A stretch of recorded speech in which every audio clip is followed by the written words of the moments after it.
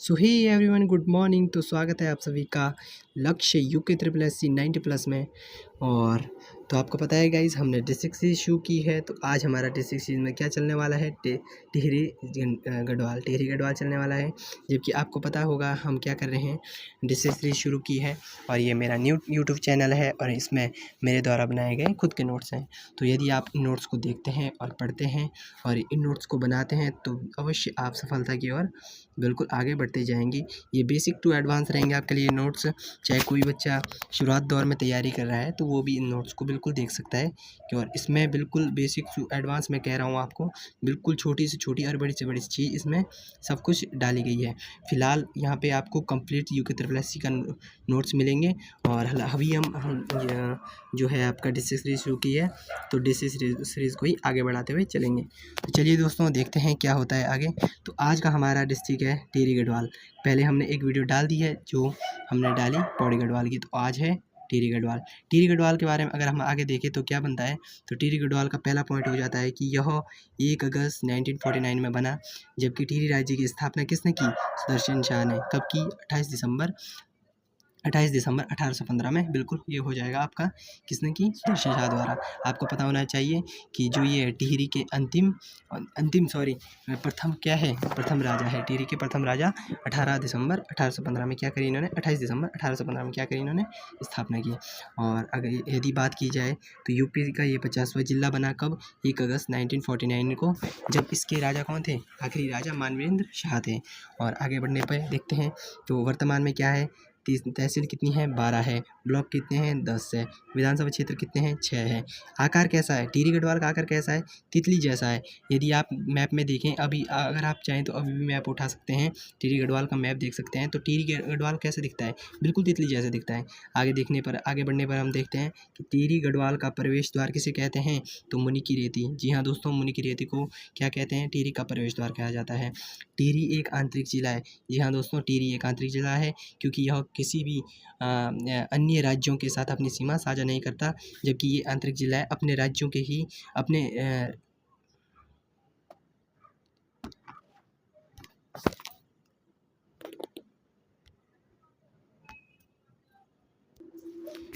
तो अभी तक हमने क्या बात की, तो टिहरी एक आंतरिक जिला है जिसके क्या उसका नाम आंतरिक जिला है। और जबकि यहाँ पे क्या क्या है, उत्तराखंड में कुल 4 आंतरिक जिले हैं। कौन से हो जाएंगे, यदि हम इसकी बात करें, ट्रिक की बात करें, तो अपटर, ABTER। अपटर, ए से क्या होता है, अल्मोड़ा। बी से क्या होता है, बागेश्वर। टी से क्या होता है, ये टी से हो जाएगा आपका टिहरी जो हम अभी पढ़ रहे हैं। आर से हो जाएगा रुद्रप्रयाग। और अब टिहरी से आगे बात करें तो क्या हो जाएगा, टिहरी में 2010 में एक मूवी बनी है, कौन सी, याद आली टिहरी। ये बिल्कुल आपको ध्यान रखना है। आगे इसके टिहरी की निकनेम की बात करें तो धनुष तीर्थ, गणेश प्रयाग और भारद्वाज। बिल्कुल दोस्तों, ये आपका निकनेम हो जाएगा टिहरी गढ़वाल का। चलिए दोस्तों, आगे चलते हैं, देखते हैं आगे क्या देखने को मिलता है हमें। Next point. जी हाँ दोस्तों, तो अब हम पढ़ेंगे टिहरी गढ़वाल का महत्वपूर्ण क्षेत्र। आपको पता है दोस्तों, पहले हम किसी भी ज़िले के बारे में, उसके जो निकनेम है, उसके मोस्ट जो पॉइंट है, बेसिक पॉइंट है, उनको पढ़ते हैं। उसके बाद हम उनके महत्वपूर्ण क्षेत्र के बारे में पढ़ते हैं। तो फिलहाल हमारे पास है देवप्रयाग। आपको पता होना चाहिए दोस्तों, देवप्रयाग कहाँ है, अलकनंदा प्लस भागीरथी के मध्य में है। बिल्कुल, देवप्रयाग को क्या कहा जाता है, देवप्रयाग को सुदर्शन क्षेत्र और इंद्रप्रयाग भी कहा जाता है। चलिए दोस्तों, यदि बात की जाए यहाँ पे अलकनंदा नदी की, तो ये 195 किलोमीटर लंबी है। जबकि आपकी जो ये हो जाएगी भागीरथी, वो 205 किलोमीटर हो जाएगी। जी हाँ दोस्तों, जो ये अलकनंदा हो जाएगी आपकी, ये कहाँ से हो जाएगी, ये संतोपथ ताल से निकलती है, या श्री सागर भी कह सकते हैं। जबकि भागीरथी आपका गोमुख एवं सास नाम से भी जानी जाती है, जबकि अलकनंदा को बहू के नाम से जानी जाती है। चलिए दोस्तों, बिना देरी करते हुए आगे चलते हैं और तो देखते हैं दोस्तों और क्या पॉइंट देखने को मिलते हैं हमें। और पॉइंट देखते हैं, देवप्रयाग क्या कहा जाता है, समस्त तीर्थों का शिरोमणि। जी हाँ दोस्तों, देवप्रयाग को समस्त तीर्थों का शिरोमणि कहा जाता है। ये ब्रह्मकुंड को भागीरथी, विशिष्ट कुंड को अलकनंदा की कहा जाता है। आगे देखते हैं, वामन गुफा। देवप्रयाग में वामन गुफा है। कहा जाता है कि भगवान विष्णु ने राजा बलि से 3 पग धरती दान में मांगी थी। चलिए दोस्तों, आगे देखते हैं देवप्रयाग में बारे में हमें और क्या पढ़ना होगा। तो देवप्रयाग में देवप्रयाग को पौड़ी से कब जोड़ा गया? तो सन 2001 को पुल के माध्यम से देवप्रयाग को पौड़ी से जोड़ा गया। पौड़ी हमने कल ही एक डिस्ट्रिक्ट पढ़ा, आज हम पढ़ रहे हैं टिहरी गढ़वाल। और देखेंगे दोस्तों, टिहरी के देवप्रयाग के अंदर हम और क्या पढ़ने वाले हैं? तो रघुनाथ मंदिर है। जी हाँ दोस्तों, राम जी ने यहाँ पे तपस्या की थी, आप ये देख सकते हो। जबकि जो रघुनाथ मंदिर है वो द्रविड़ शैली में बना हुआ है। जी हाँ दोस्तों, आगे चलने पर हम देखते हैं कि जो रघुनाथ मंदिर है उसका जीर्णोद्धार किसने किया, या रिकंस्ट्रक्शन किसने किया?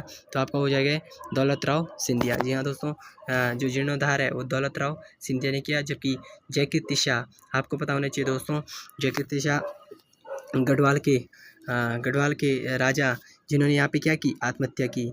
जी हाँ दोस्तों, यहाँ पे एक ह्वेनसांग होते हैं जिन्होंने टिहरी गढ़वाल को ब्रह्मपुरी कहा। जी हाँ दोस्तों, टिहरी को किस नाम से कहा? ब्रह्मपुरी कहा। किसने? ह्वेनसांग ने। जबकि देवप्रयाग के बारे में अगर हम आगे देखें तो यहाँ पे क्या है, हिमालय नक्षत्र वेधशाला, जिसकी स्थापना 1946 में चक्रधरी जोशी ने की। आगे चलते हैं दोस्तों, देखते हैं आगे हमें क्या क्या पॉइंट देखने को मिलेंगे। तो देवप्रयाग पढ़ लिया, अब है हमारा टिहरी डैम। इस पॉइंट में हमारा सबसे इम्पोर्टेंट पॉइंट हो जाएगा टिहरी डैम। आपको पता है दोस्तों, टिहरी डैम, पुराना टिहरी डैम क्या हो चुका है? डूब चुका है। अब क्या है? नया टिहरी।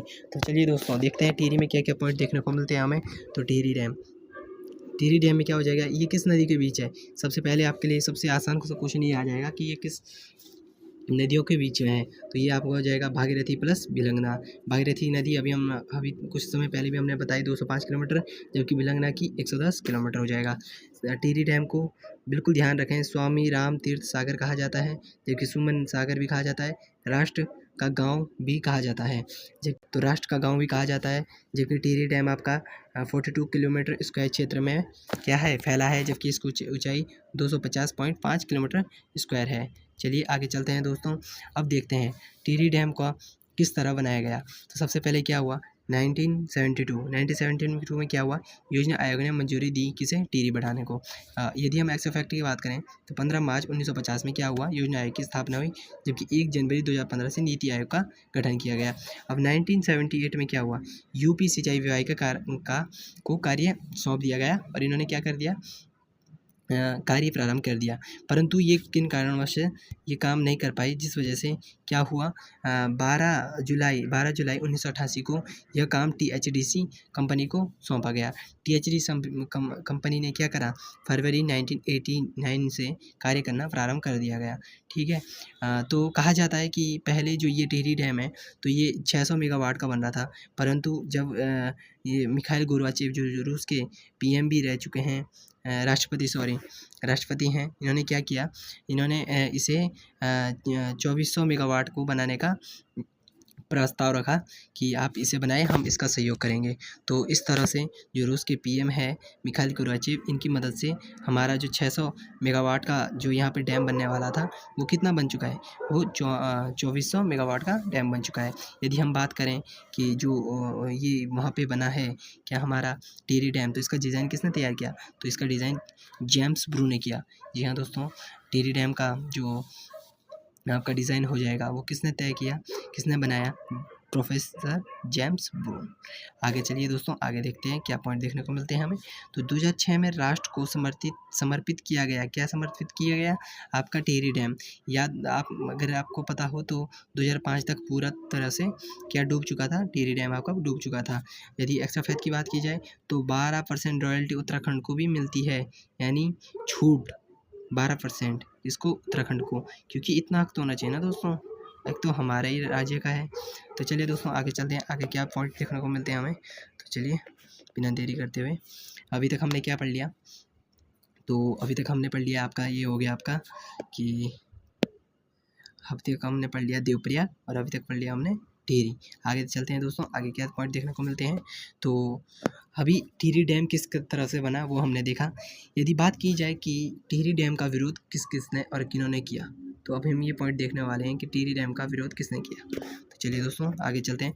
तो टिहरी डैम का प्रथम विरोध किसने किया, प्रथम विरोध दोस्तों कमलेंदु मती शाह ने किया। जी हाँ दोस्तों, कमलेंदु मती शाह ने प्रथम विरोध किया और कमलेंदु शाह ने किया। तो इनकी 2 बुक है, जीवन ज्योति और माई इम्प्रेशन ऑन अमेरिका, इनकी 2 बुक है।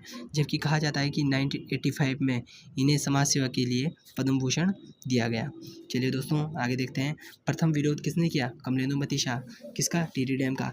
क्योंकि यदि टिहरी डैम बनता और बना है तो इससे कई क्षेत्र को नुकसान हुआ है, ये आपको पता होना चाहिए बात। तो दोस्तों चलिए, इन्होंने विरोध किया परंतु इनकी बिल्कुल नहीं सुनी गई। फिर क्या हुआ? जब इनकी नहीं सुनी गई तो क्या हुआ? ये आपका 1978 में स्पेशल बांध विरोधी समिति का गठन हुआ, जिसके जो हैं आपके जिसके अध्यक्ष कौन बने? विद्यासागर नौटियाल बने। परंतु क्या हुआ? ये भी कई हद तक इन्हें रोक नहीं पाए। अगर हम विद्यासागर नौटियाल की बात की जाए तो इनका जन्म कब हुआ? 1933 में माली देवल गांव में हुआ। आत्मकथा, इनकी आत्मकथा देखें तो मोहन गाता जाएगा, सूरज सबका है, यमुना के बागी बेटे, भीम अकेला है। यदि बात की जाए तो कहा जाता है कि जो विद्यासागर नौटियाल है, इन्हें किस नाम से जाना जाता है? तो पहाड़ का प्रेमचंद नाम से इन्हें जाना जाता है। यहाँ दोस्तों चलिए आगे बिना देरी करते हुए, तो फिलहाल हमने 2 लोगों के बारे में जाना।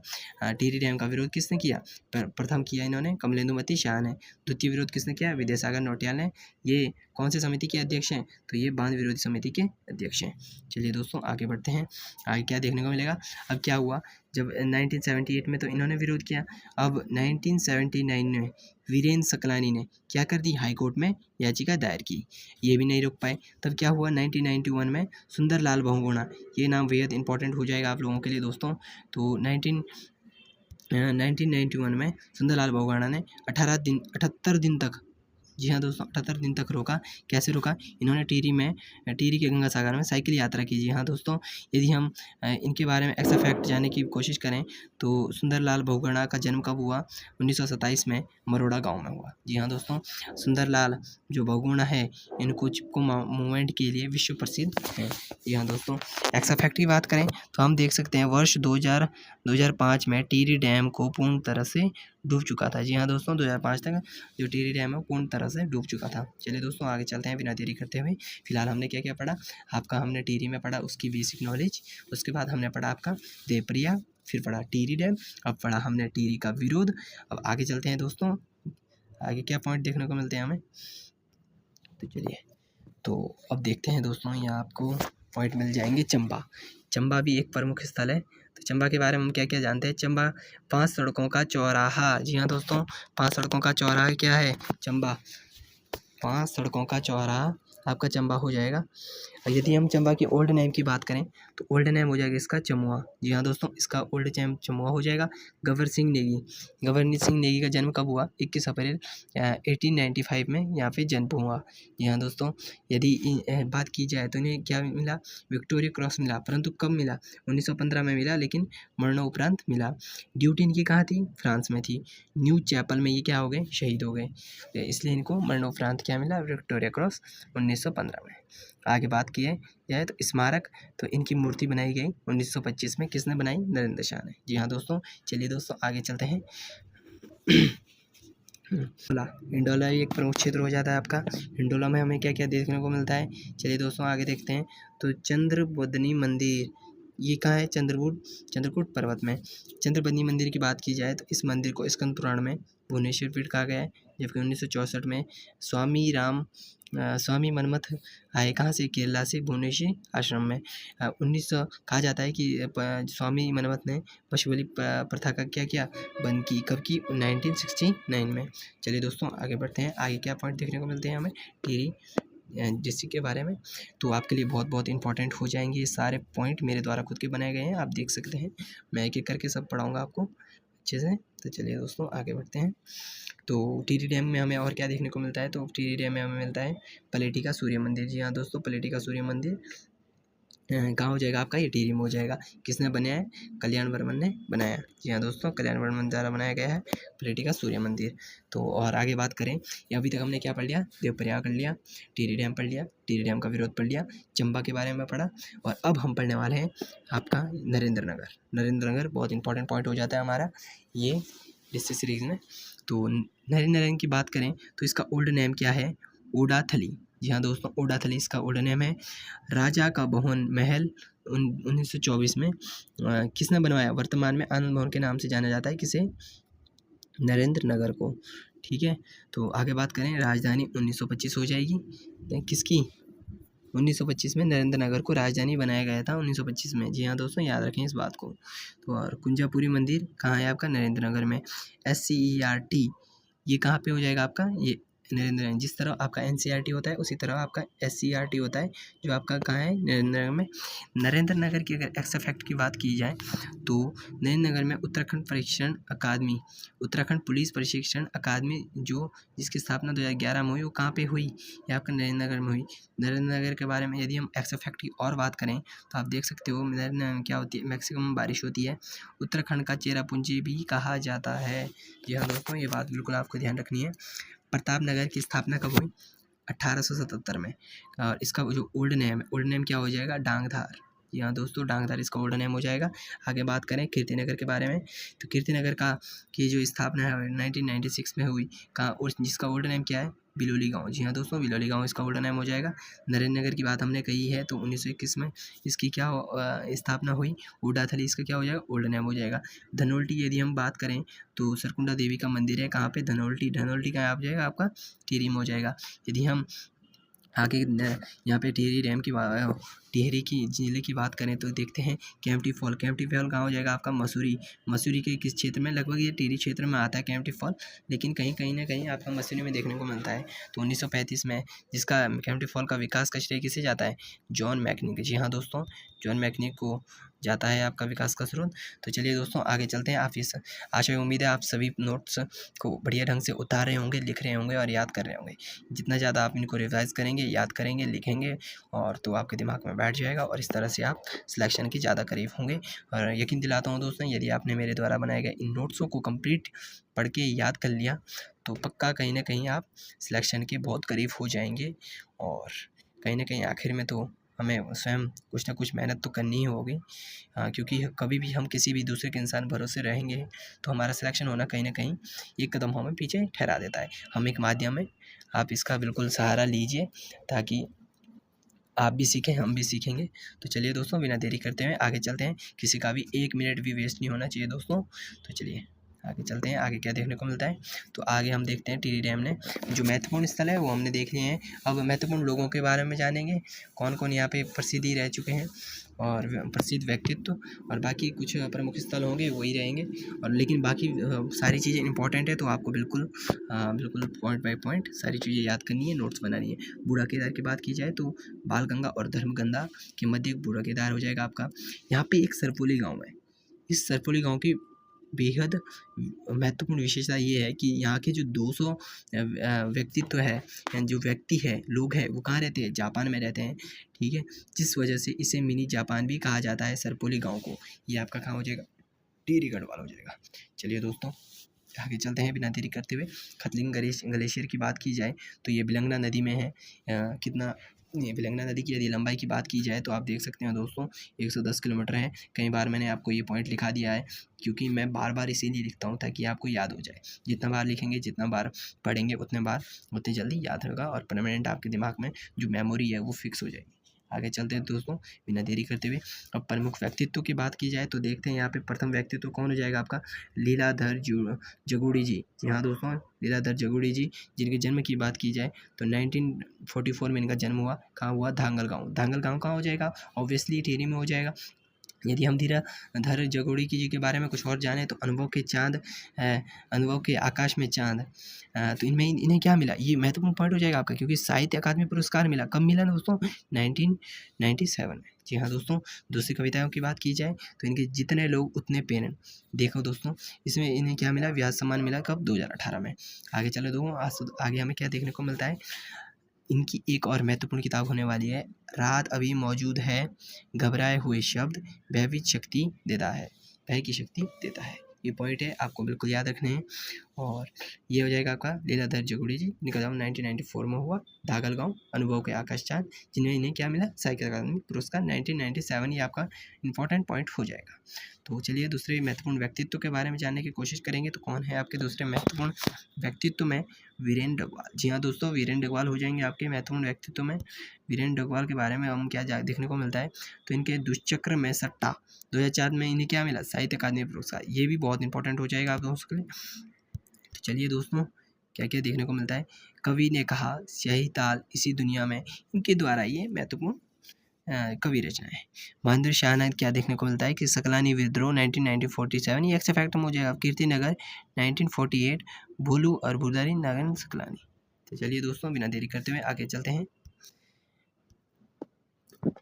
ठीक है, आगे देखने को हमें क्या मिलता है प्रसिद्ध व्यक्तित्व में। तो हमने अभी तक 2 लोगों के बारे में जान लिया है। किसके बारे में? लीलाधर जगुड़ी जी और वीरेंद्र डगवाल। आगे चलिए दोस्तों, आगे क्या देखने को हमें मिलता है। आगे हमें महत्वपूर्ण प्रसिद्ध व्यक्तित्व में देखते हैं इंद्रमणि बडोनी जी, जिन्हें हम उत्तराखंड के गांधी के नाम से भी जाना जाता है। तो सोचिए आपके लिए कितना इंपॉर्टेंट पॉइंट हो जाएगा। और जो ये है इंद्रमणि बडोनी जी, तो किस जिले से संबंधित है? तो आपका ये हो जाएगा टिहरी गढ़वाल। जी हाँ दोस्तों, ये पहला पॉइंट ये आपका हो जाएगा कि जो उत्तराखंड का गांधी नाम से जाना जाता है इंद्रमणि बडोनी जी को। जबकि इनके जन्म की बात की जाए तो 24 दिसंबर 2024 को इनका जन्म हुआ जखुली ब्लॉक में।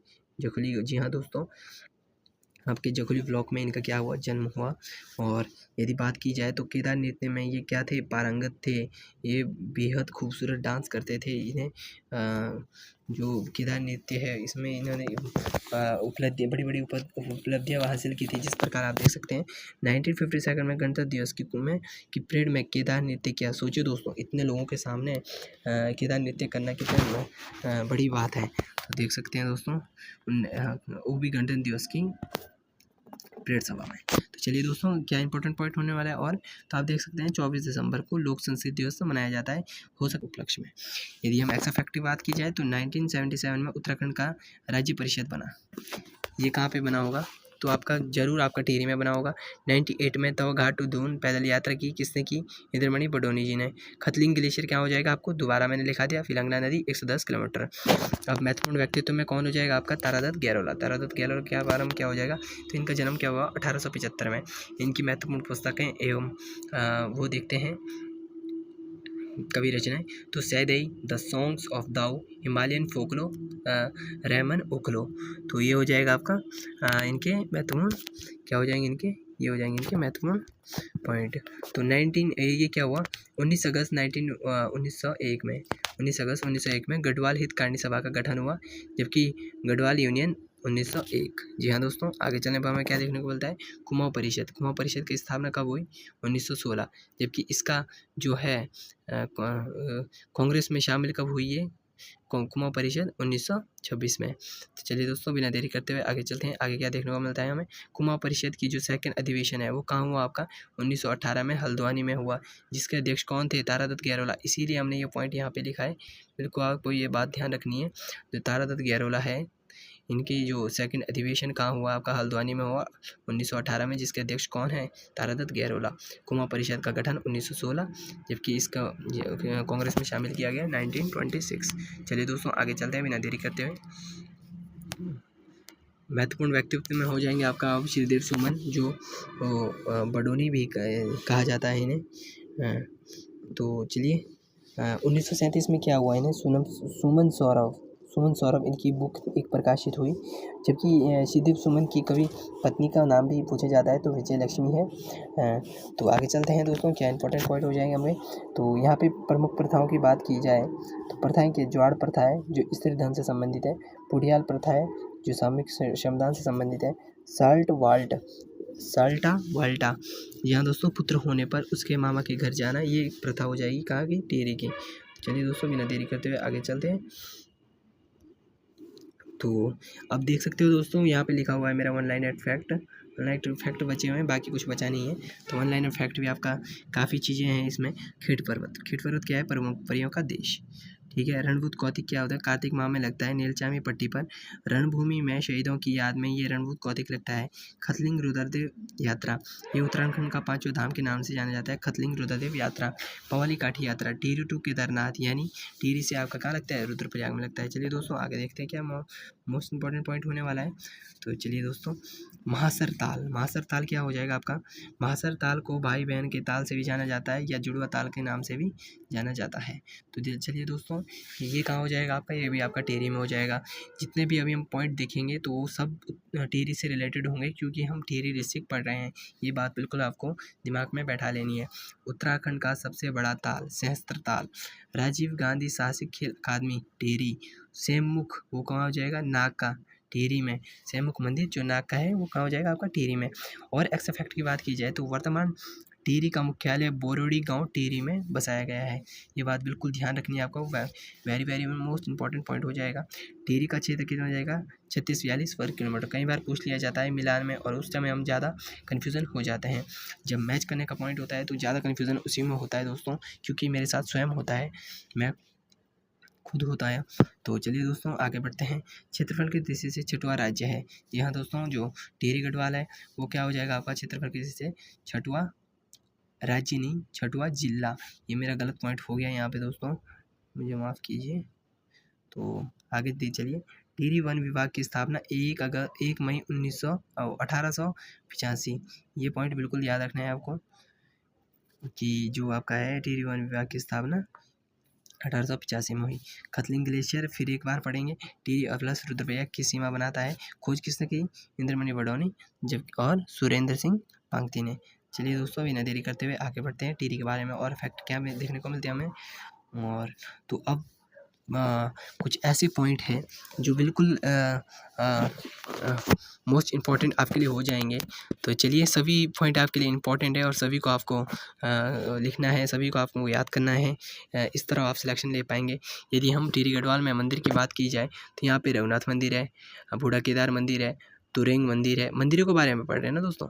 और सत्येश्वर महादेव मंदिर है, ओणेश्वर मंदिर है, पलेटी का सूर्य मंदिर है, कल्याण वर्मा ने बनाया, ये मैंने आपको पहले भी बता दिया था। यदि हम यहाँ पे टिहरी जनपद की 3 शक्तिपीठ की बात की जाए तो यहाँ पे 3 शक्तिपीठ की स्थापना किसने की? आदिश गुरु शंकराचार्य जी ने की। तो देखते हैं क्या क्या पॉइंट हो जाएंगे आपके उसमें। एक तो हो जाएगा आपका सुरकंठा देवी शक्तिपीठ, ठीक है, कुंजापुरी देवी शक्तिपीठ, चंद्रबदनी मंदिर, ये आपका चंद्रबदनी बुग्याल भी आपने सुना होगा, ये भी आपका टिहरी में हो जाएगा। तो चंद्रबदनी मंदिर में क्या होगा है? मैं पशु बलि प्रथा का 1969 ईस्वी में ख़त्म करने का श्रेय किसे जाता है? स्वामी मनमत को जाता है। पशु बलि की जो प्रथा है इन्होंने समाप्त की कब? 1969 में। आगे देखते हैं धार्मिक यात्रा के बारे में। यदि हम जाने की कोशिश करें तो देखते हैं धार्मिक यात्रा कौन कौन सी हो जाएगी आपकी टिहरी गढ़वाल में। तो खतलिंग रुद्रदेव यात्रा हमने पहले भी पढ़ा, दोबारा पढ़ रहे हैं। जितनी बार आप रिवाइज करोगे, जितने बार हम एक चीज़ को बार बार लिखेंगे, बार बार पढ़ेंगे, बार बार रिवाइज करेंगे, तो आपके दिमाग में एक ऐसी मेमोरी फिट हो जाएगी कि कन्फ्यूज़न का कोई नाम नहीं और सिलेक्शन आपकी दूर नहीं। तो चलिए दोस्तों, बिना देरी करते हुए आगे बढ़ते हैं। धार्मिक यात्रा में खतलिंग ग्लेशियर हो गया आपका, खतलिंग रुद्रदेव यात्रा। दूसरी हो जाएगी पौरी काठा यात्रा। तीसरी हो जाएगी गाड़ू खड़ा यात्रा। चलिए दोस्तों, आगे बिना देरी करते हुए अब हम प्रसिद्ध मेलों की बात करेंगे कि टिहरी में आखिर कौन कौन से प्रसिद्ध मेले हो जाएंगे आपके। तो चलिए दोस्तों, बिना देरी करते हुए तो आपका हो जाएगा रणभूत कौतिक हो जाएगा आपका, एक रणभूत कौतिक हो जाएगा। और सेममुख मेला हो जाएगा जो टिहरी में लगता है 26 नवंबर को प्रति वर्ष। सरकुंडा मेला हो जाएगा। राज राजेश्वरी का मेला हो जाएगा। आपको ये पता होना चाहिए, गढ़वाल की कुल देवी पंवार वंश की कुल देवी कौन सी थी? राज राजेश्वरी देवी।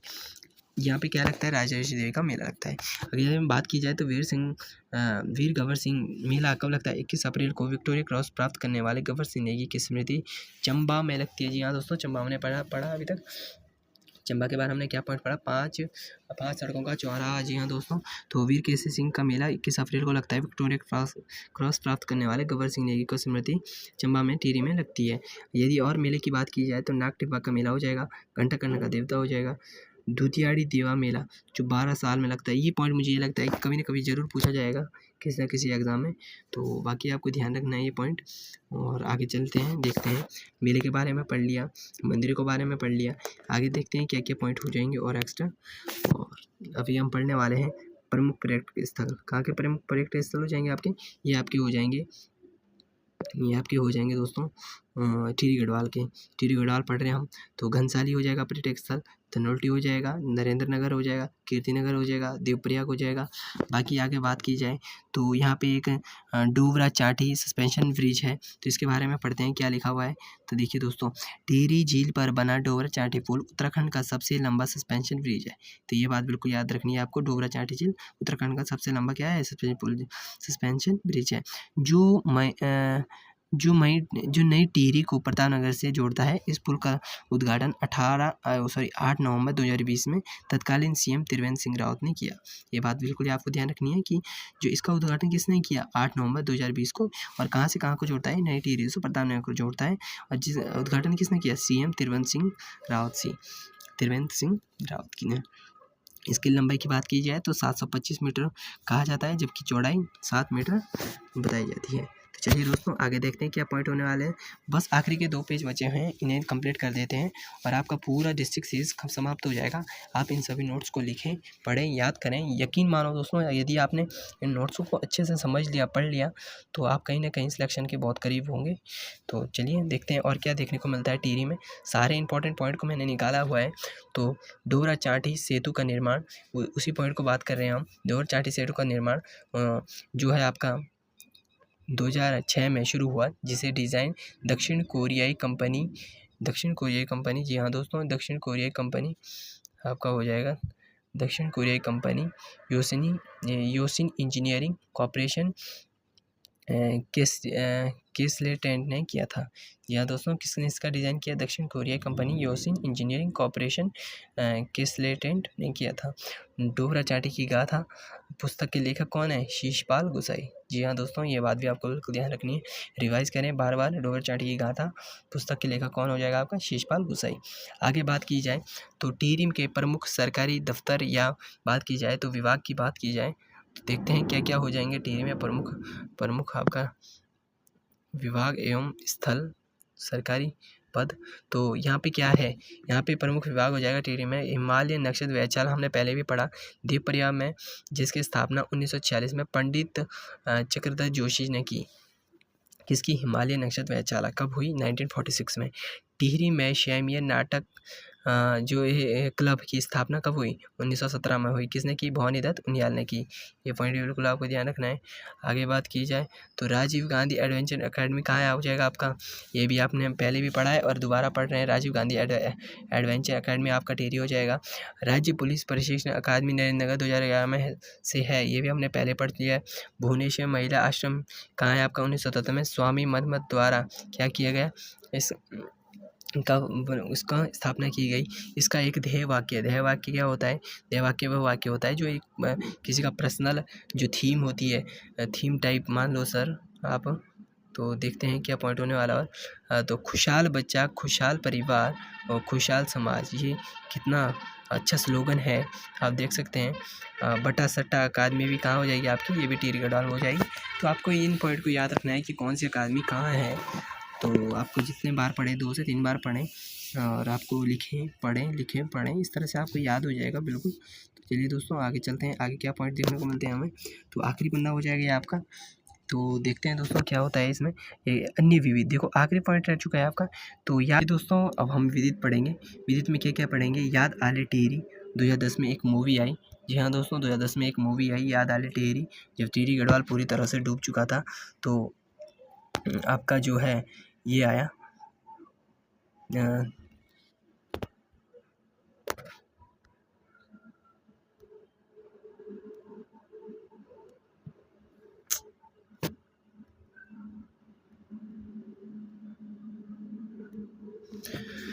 तो चलिए दोस्तों, आपका हम अब अन्य विविध की बात की जाए तो अन्य विविध में हम क्या क्या पढ़ने वाले हैं। तो चलिए दोस्तों बिना देरी करते हुए विविध के बारे में पढ़ेंगे।